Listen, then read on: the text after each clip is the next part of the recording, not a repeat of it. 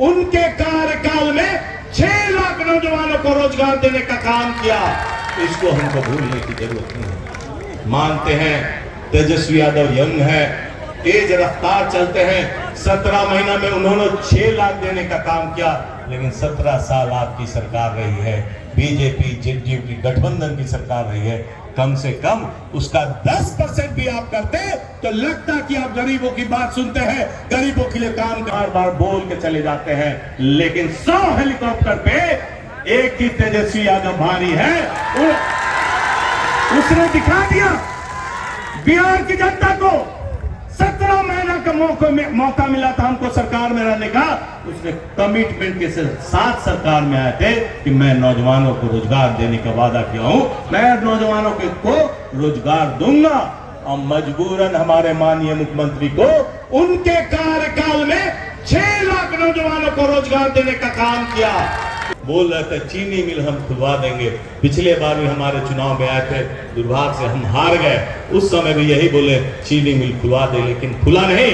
भुगतान करा देंगे, लेकिन खुला नहीं। चीनी मिल बंद हो गया उनका विधायक जीतते हुए। आपको याद करना होगा, अभी कुछ दिन पहले विधायक जी का भी देखे थे, सीएम साहब से विनती कर रहे थे, हुजूर मेरे ही काल में चीनी मिल बंद हो गया। दुर्भाग्य की बात है, आप विधायक हैं, आपको जरूरत घंटा से आप लोग यहाँ धूप पे बिना पानी के अपने नेता का इंतजार करें, बहुत गर्व की बात है। मैं मंच पे बैठे हुए हमारे सभी साथी नेतागण का भी नमन करता हूँ, और हम लोग की इस यात्रा की मेन हीरोइन रीतो जी का भी धन्यवाद करते हैं। आज समय है चुनाव का, आज समय है चुनाव का। आप लोग को सोचना है कि किसके साथ चलना है। आज समय है आपको तय करना है कि किसके साथ चलना है। रीगा फील्ड है, रीगा के मैदान में हम पहले भी कहे थे कि आपके साथ 24 घंटा 7 दिन हम लोग रहेंगे और रहें। लेकिन आपको सोचना है कि जो आपके सामने कैंडिडेट है, क्या वो आपके साथ रहेगा कि सहरसा चला जाएगा, वो आपको तय करने की बात है। आपको तय करने की जरूरत है कि यहाँ पे उनके बाल बच्चा सिर्फ राजनीति करेंगे, ये हमारा भी बाल बच्चा राजनीति करना चाहेगा, ये तय करने का चीज है।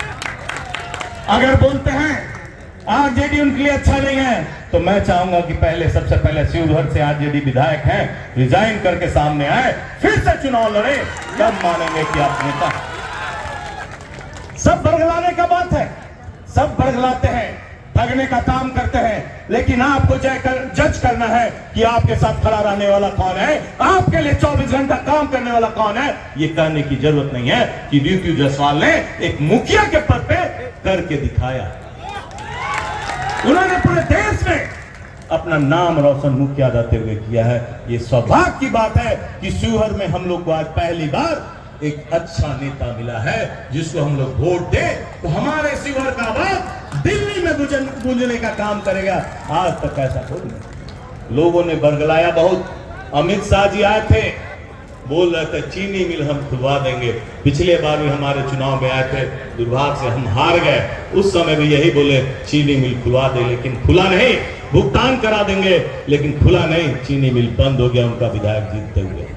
आपको याद करना होगा, अभी कुछ दिन पहले विधायक जी का भी देखे थे, सीएम साहब से विनती कर रहे थे, हुजूर मेरे ही काल में चीनी मिल बंद हो गया।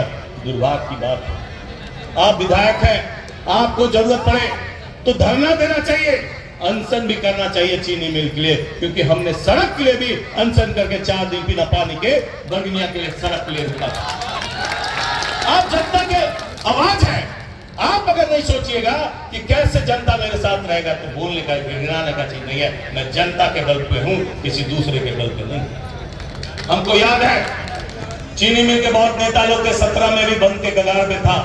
हम लोगों ने सीएम से टाइम लिया, नागेंद्र बाबू रामपुर के हैं, जिनकी हत्या आपके कैंडिडेट ने किया है। बेलसन से चुनाव लड़े थे, उस समय वो जात के नहीं थे, वो बेजात थे, और बेचारे को 1000 वोट से हरवाने का भी काम किया है। हमारे ही जात से आते थे, वो जात नहीं, क्योंकि जो भी शिवहर का बाल बच्चा है उसको राजनीति करने की जरूरत नहीं, जो राजपूत वंश से आते हैं, क्योंकि बाहर से लोग आके अपने बाल बच्चा के लिए अलग अलग सीट खोजेंगे। इसलिए आपको भी जागना है, आपको भी पूछना है कि आपके साथ किस समय खड़ा रहे, और किसको यहाँ जिला से किसी एक नेता का नाम बता दे जिसको नेता बनाने का काम किया। समय आ गया है, समय आ गया, आपको तय करना है किस दिशा में चलना है। हमारे बाल बच्चा लोग कैसे चलेंगे कि किसी को पढ़ाना है कि नहीं, किसी को बाहर भेजना है कि नहीं। आपको तय करना है कि आपके लिए कौन काम कर सकता है, कौन कलम लेके घूम रहा है, कौन आपके बीच में बोल रहा है कि मैं यहां आऊंगी तो आपके बच्चों का फ्यूचर साजने का काम करूंगी। आपको तय करना है। बरगलाने के लिए बहुत आएंगे, अभी बहुत हेलीकॉप्टर गिरने वाला है। हेलीकॉप्टर पर जो आते हैं बार बार बोल के चले जाते हैं, लेकिन 100 हेलीकॉप्टर पे एक ही तेजस्वी यादव भारी है। उसने दिखा दिया बिहार की जनता को। 17 महीना का मौका मिला था हमको सरकार में रहने का। उसने कमिटमेंट के साथ सरकार में आए थे कि मैं नौजवानों को रोजगार देने का वादा किया हूं, मैं नौजवानों को रोजगार दूंगा। और मजबूरन हमारे माननीय मुख्यमंत्री को उनके कार्यकाल में 6 लाख नौजवानों को रोजगार देने का काम किया। इसको हमको भूलने की जरूरत नहीं है। मानते हैं तेजस्वी यादव यंग है, तेज रफ्तार चलते हैं। 17 महीना में उन्होंने 6 लाख देने का काम किया, लेकिन 17 साल आपकी सरकार रही है, बीजेपी जेडीयू की गठबंधन की सरकार रही है। कम से कम उसका 10% भी आप करते तो लगता कि आप गरीबों की बात सुनते हैं, गरीबों के लिए काम करते हैं। लेकिन ऐसा नहीं हुआ, क्योंकि उनको ठगने का हक। आपको तय करना होगा आपको कहां चलना है, किसके साथ जाना। बहुत सी बातें हैं जो आपको बताने की जरूरत है। कांग्रेस की सरकार जब यूपीए 2 में थी तो किसानों का कर्ज माफ करने का काम किया था, वो भूलने की जरूरत नहीं है। लेकिन बीजेपी की सरकार जब आई तो अडानी अंबानी का कर्ज माफ करने का काम किया। आपको जानना पड़ेगा, लोग कह रहे 5 किलो अनाज गरीबों को फ्री में दिया जाता है। ये यूपीए गठबंधन राजद कांग्रेस सरकार का देन है कि गरीबों को 1 रुपए चावल और 2 रुपए अनाज, मोटा अनाज देने का काम किया था। तभी जाके गरीब को, और उसका मूल्य 10 रुपया था। अगर आज 10 रुपया आपको फ्री में दे रहा है 5 किलो अनाज, तो आपसे जो गैस सिलेंडर आप लोग 400-450 में जलाते थे, 1200-1300 रुपये लेगा। चुनाव का समय है, कुछ दिन पहले 200 घटाया, आज सुने पेट्रोल का दाम घट गया। लेकिन भूलिए नहीं, 4 तारीख के बाद जो दाम बोले 400 पार, वो 400 पार उनका सीट का संख्या नहीं होगा, लेकिन पेट्रोल डीजल का दाम हो सकता है 400 पार। लेकिन मैं आपको विश्वास दिलाता हूं, क्योंकि हमारी गठबंधन कभी भी धोखाबाजी नहीं करती है, कभी भी वादा खिलाफी नहीं करती है। हम लोगों ने वादा किया था किसानों का कर्ज माफ करेंगे, हम लोगों ने कर्ज माफ किया। हमारे नेता ने वादा किया था नौजवानों को रोजगार देंगे, रोजगार दिया। लेकिन उन्होंने वादा किया था 15 लाख रुपया देंगे। 15 लाख के सहारे 10 साल बीत गया, लेकिन वो 15 लाख गरीब को दिखाई नहीं दिया। सिलेंडर मिल रहा है।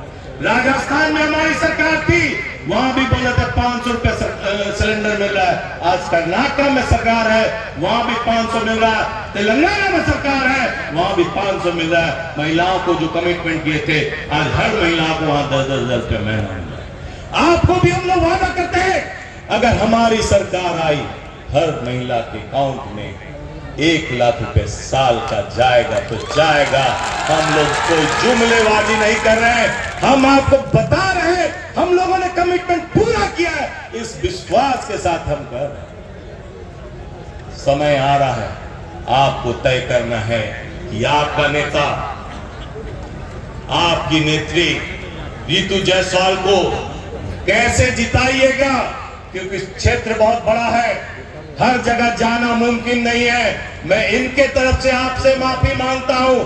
लोग नाराज हो जाते हैं, कहते हैं हमारे टोला में नहीं आई तो वहां नहीं गए हैं, मेरे पंचायत में गई थी, वहां भी कुछ लोग नाराज है। लेकिन पॉसिबल नहीं है कि पार्लियामेंट के चुनाव में हर गांव में हर जगह कैंडिडेट पहुंच पाए। लेकिन आज आपको वादा करना है, हर व्यक्ति अपने आप को रितु जायसवाल समझे, अपने घर को ठीक करने का काम कीजिए, अपने मोहल्ला को ठीक करने का काम कीजिए, अपने वार्ड को ठीक करने का काम कीजिए, अपने पंचायत को ठीक करने का काम कीजिए।